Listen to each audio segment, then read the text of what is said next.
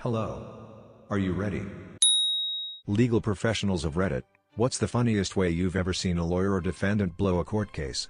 A defense lawyer was delivering her closing statement to the jury. In her final sentence, she said, "Ladies and gentlemen of the jury, I urge you to find my client guilty." There was a moment of silence and she then says not guilty. I meant to say not guilty. I assume the client was found guilty? Freudian slip here? Yes. Yes, he was. I represent school districts.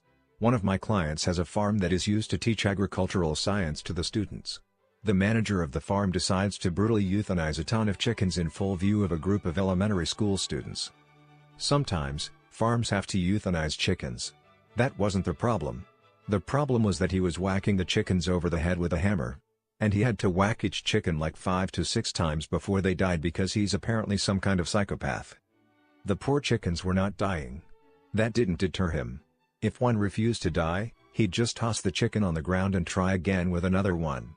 But the birds were all getting horrifically damaged, so they were flapping in circles on the ground, or walking with terrible, stuttering limbs, or screaming.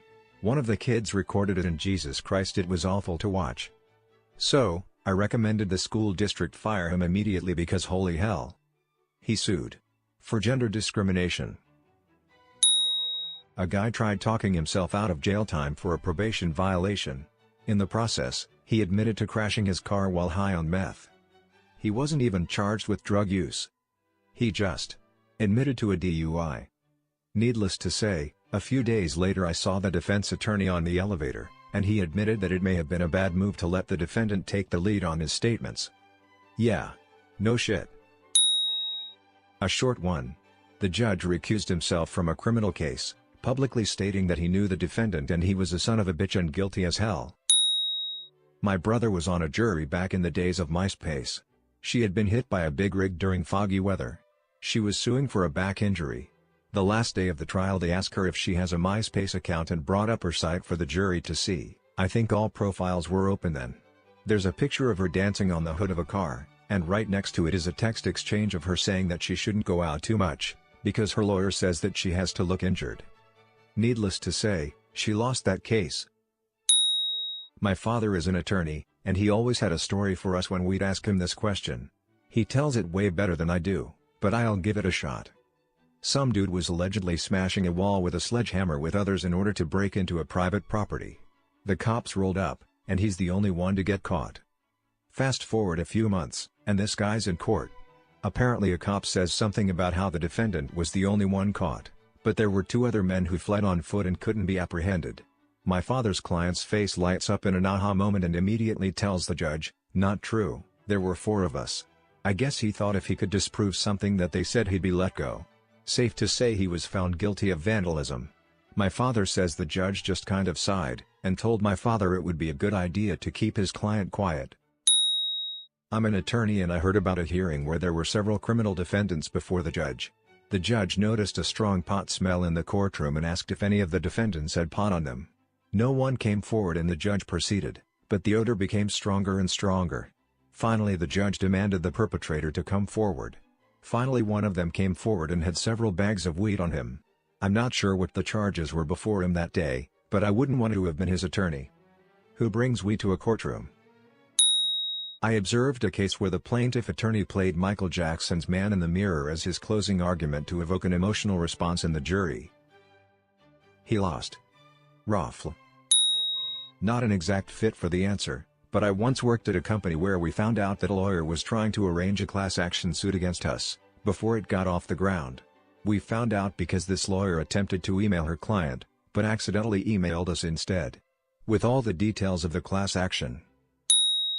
Please, let this be for a YouTube video. My grandfather was a big-time lawyer back in the day for an oil company. In one case, it was the federal government that blew the whole case. My grandpa showed up to court, and the first thing he said was that they didn't have jurisdiction. The judge was like, "I'm a federal circuit court judge, the highest judge around. How can this be out of my jurisdiction?" The oil in question was drilled in Texas, refined into gasoline in Texas, and sold in Texas gas stations. Since it never crossed state lines, interstate commerce never happened, so the federal government has no jurisdiction. The judge just said he was right, and closed the case. Pissed off the guys from Washington. A prominent female attorney didn't like the judge's ruling in a family law case. She asked him if he was from another planet. The judge said, "I beg your pardon?" She approached the bench, without permission, and very rudely repeated her question. Judge told her to apologize. She refused. The judge had her thrown in the lockup for contempt of court. Ian Al. But when I was 20, I had already gotten a speeding ticket and had done my driver's ed class in an attempt to keep it off my record, when I got another speeding ticket days before the 1-year period would end. A second ticket while on your probationary period causes a license to be revoked. I go to court by myself and the judge says, well, you're the unfortunate one." The prosecutor laughs and just offers the 8-hour extended course as punishment. Anal? One time this guy asked a defendant to try on a glove that was obviously too small for his hand. If the jury hadn't seen the glove not fit, they could have easily believed was the defendant's glove, and this might have led to his conviction. We have a winner. Subscribe for more social media winners. Okay, bye bye.